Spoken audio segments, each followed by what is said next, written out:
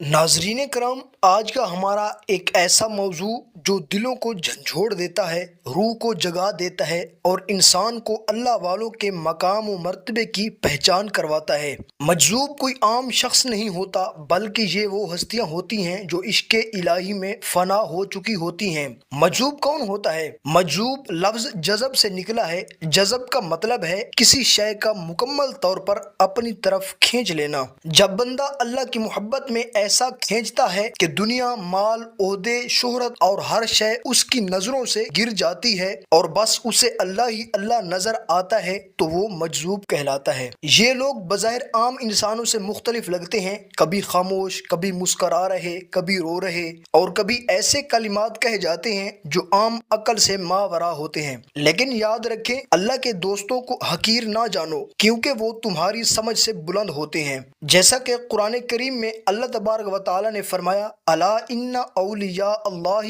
لا خوف علیہم ولا هم یحزنون، خبردار، بے شک اللہ کے دوستوں پر نہ کوئی خوف ہے اور نہ وہ غمگین ہوں گے۔ یہی اولیاء جب عشق حقیقی کی آگ میں جلتے جلتے فنا فی اللہ ہو جاتے ہیں تو مجذوب کہلاتے ہیں۔ مجذوب کی شان یہ ہوتی ہے کہ وہ نہ دنیا کا ہو کر جیتا ہے، نہ دنیا اس کا کچھ بگاڑ سکتی ہے۔ وہ لوگوں کی پرواہ نہیں کرتا، نہ ہی تعریف یا مذمت کا اثر لیتا ہے۔ اس کا دل اللہ کے نور سے بھرا ہوتا ہے۔ وہ ایسی ایسی باتیں کرتا ہے جو عقل کو حیران کر دیتی ہیں۔ خواجہ نظام الدین اولیاء رحمۃ اللہ علیہ آپ فرماتے ہیں، اللہ کا مجذوب بندہ ہزاروں عابدوں سے افضل ہے، کیونکہ وہ اللہ کی محبت میں مکمل طور پر فنا ہو چکا ہوتا ہے۔ اصل بات جو جاننے والی ہے کہ لوگ مجذوب کو کیوں سمجھ نہیں پاتے۔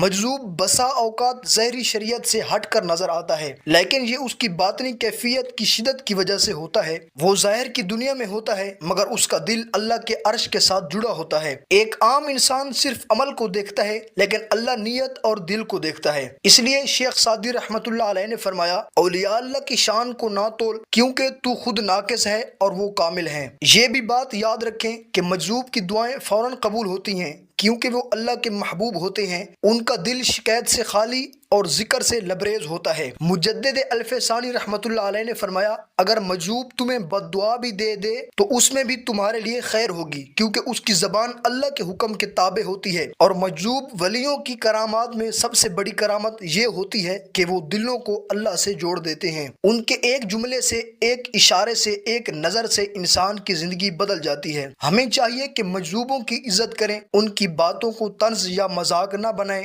ان سے دعائیں لیں، ان کے قدموں میں بیٹھ کر اللہ کی محبت سیکھیں۔ مجذوبوں کی شان کا خلاصہ بس ایک جملے میں کیا جا سکتا ہے، وہ اللہ والے ہوتے ہیں جنہیں دنیا والے نہیں پہچان پاتے، مگر اللہ انہیں اپنے عرش سے بھی قریب کر دیتا ہے۔ تو آج جس مشہور ہستی کا ذکر کرنے جا رہے ہیں وہ ہیں سائیں لیاقت علی۔ عشق الہی میں ڈوبا ہوا درویش، وہ نہ کوئی عالم دین تھے، نہ کسی مسند پر بیٹھے، مگر ان کی خاموشی، ان کی سادگی اور ان کا اللہ سے تعلق ایسا تھا کہ لوگ انہیں اللہ کا دوست مانتے تھے۔ ہم بات کر رہے ہیں مجذوب سائیں لیاقت مظفر آباد والے کی، جو آج ہمارے درمیان نہیں رہے، مگر ان کی یادیں، ان کا فیض، ان کا رنگ آج بھی زندہ ہے۔ سائیں لیاقت ایک مجذوب تھے، یعنی وہ اللہ کی محبت میں ایسے گم ہو گئے کہ دنیا کی ظاہری باتوں کا ہوش نہ رہا۔ ان کی زبان کم بولتی تھی مگر آنکھیں بولتی تھیں، ان کی خاموشی بھی ذکر تھی اور ان کا سکوت بھی ایک پیغام تھا۔ نہ وہ شہرت کے طلبگار تھے، نہ دنیاوی عزت کے، نہ کوئی سوشل میڈیا، نہ کیمرہ، نہ شہرت کی خواہش، صرف ایک جذبہ، اللہ اللہ اللہ۔ ناظرین کرام، پہلے آپ جان چکے ہیں کہ مجذوب وہ ہوتا ہے جسے اللہ اپنی خاص محبت سے کھینچ لیتا ہے، پھر وہ دنیا والوں کے معیار سے ہٹ کر جیتا ہے۔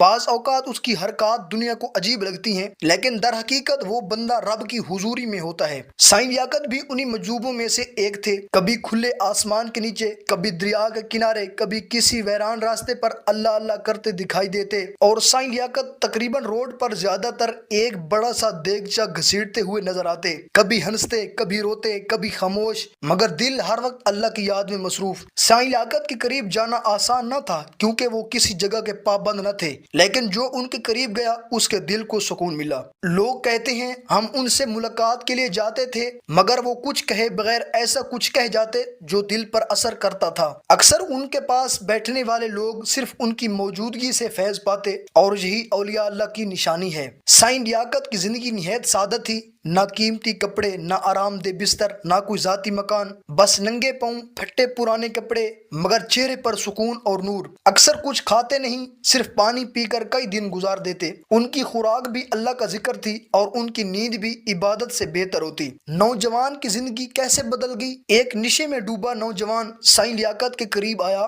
سائیں لیاقت نے صرف اس پر نظر کی اور کچھ بھی نہ کہا۔ اس نوجوان نے بتایا، میرے دل میں کچھ محسوس ہوا جیسے کوئی بوجھ اتر گیا ہو اور میں رونے لگا۔ اسی دن سے میں نے گناہوں سے توبہ کر لی۔ اور آپ کی ایک مشہور کرامت یہ بھی ہے، ایک مرتبہ سخت گرمی اور خشک سالی تھی۔ لوگوں نے سائیں لیاقت سے کہا، سائیں جی دعا کریں بارش ہو جائے۔ انہوں نے آسمان کی طرف دیکھا، صرف ایک جملہ کہا، اللہ تو کریم ہے، بس کرم فرما۔ کچھ لمحے بعد آسمان پر بادل چھا گئے اور موسلا دھار بارش شروع ہو گئی۔ سائیں لیاقت اکثر خاموش رہتے تھے، لیکن ان کی خاموشی بھی تعلیم دیتی تھی۔ ان کی زندگی ایک سبق تھی، عاجزی، صبر، قناعت، دل کا ذکر اور دنیا سے بے رغبتی۔ اور ان کے پاس ایک مٹکا پڑا رہتا تھا اور اس مٹکے کا پانی ایسا عجیب تر تھا، لوگ کہتے تھے ہم اگر جا کر وہاں سے پانی پیتے یا جو بندہ بھی جا کر اس مٹکے سے پانی پی لیتا اس کے دل پر ایسا اثر ہوتا، اس مٹکے کے پانی پینے کی برکت کی وجہ سے انسان کے دل کی دنیا تبدیل ہو جاتی اور انسان اسی وقت توبہ کر کے اللہ تبارک و تعالیٰ کی یاد میں ڈوب جاتا، دنیا سے بے رغبت ہو جاتا۔ تو ناظرین، سائیں لیاقت کے مٹکے کے اندر جو پانی تھا یہ بھی اس پانی کی ایک کرامت ہے۔ پھر وہ دن آیا جب یہ عاشق الہی، یہ اللہ والا، یہ درویش، یہ فقیر ہم سے رخصت ہو گیا۔ مجذوب سائیں لیاقت انتقال فرما گئے۔ یہ خبر دلوں کو چیر گئی، لوگوں کی آنکھوں سے آنسو روا تھے۔ ایک بار پھر وہی احساس ہوا، اللہ کا ایک اور دوست ہم سے جدا ہو گیا۔ سائیں لیاقت کے جنازے میں عوام کا ایک سمندر امڈ آیا، نہ کوئی دعوت نامہ، نہ اعلان، مگر جس کے دل میں سائیں لیاقت کی محبت تھی وہ خود بخود کھینچا چلا آیا۔ ہزاروں آنکھیں اشک بار، ہزاروں لبوں پر کلمہ اور ہر دل سے ایک ہی دعا تھی، اللہ ہمیں بھی اپنے ولیوں جیسا بنا دے۔ سائیں لیاقت کی پوری زندگی ایک پیغام تھی، اللہ سے رشتہ مضبوط کرو، دنیا کی فانی محبتوں کو چھوڑو، دل کو صاف کرو، ذکر کرو، نیت کو خالص رکھو، شہرت کے پیچھے نہ بھاگو، سچائی، سادگی اور خاموشی کو اپناؤ۔ آج سائیں لیاقت دنیا میں نہیں، لیکن ان کا فیض جاری ہے۔ جو ان کی زندگی کو سمجھ گیا وہ جان گیا کہ اللہ کے ولی کیسے ہوتے ہیں۔ اللہ تعالیٰ سائیں لیاقت کی مغفرت فرمائے، ان کے درجات بلند فرمائے اور ہمیں ان کے نقش قدم پر چلنے کی توفیق عطا فرمائے، آمین۔ اگر آپ کو یہ ہماری ویڈیو پسند آئی ہو تو لائک کریں، شیئر کریں اور ہمارے چینل کو سبسکرائب ضرور کریں اور اپنے دل کو اللہ سے جوڑنے کی کوشش کریں۔ یہ ہے مظفر آباد کے مشہور روحانی درویش سائیں لیاقت کے تصاویر، جنہیں اکثر آخری دنوں میں گہرے عقیدت اور احترام کے ساتھ دیکھا جاتا تھا۔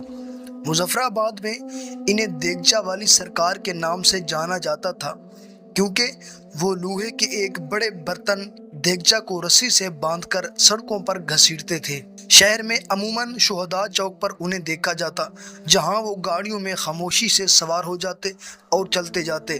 ان کے چپ رہنے میں بھی ایک خاص سکون محسوس ہوتا تھا۔ لوگ انہیں چائے خوراک پیش کرتے اور ان کا ہاتھ لگانے کو برکت سمجھتے۔ مبینہ طور پر وہ نیلم دریا کو بھی ساری اسلامی عقیدت سے عبور کر جاتے۔ عید الاضحیٰ 2025 سے قبل وہ اچانک لاپتہ ہو گئے۔ پورا شہر بحث و غم میں تھا۔